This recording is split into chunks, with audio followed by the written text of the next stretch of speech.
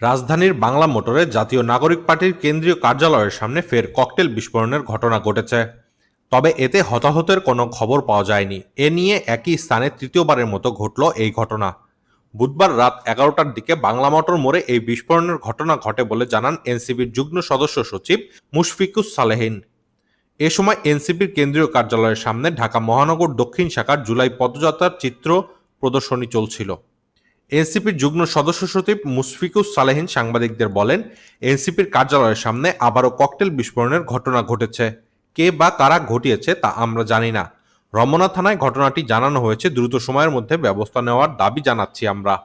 এর আগে গত ৩ জুলাই এনসিপির জুলাই প্রদর্শনী চলাকালে রাজধানীর শাহবাগ মোড়ে দুটি ককটেল বিস্ফোরণের ঘটনা ঘটে।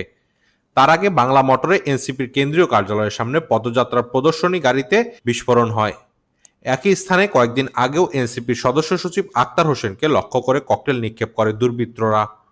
রিপোর্টার্স 24, ঢাকা।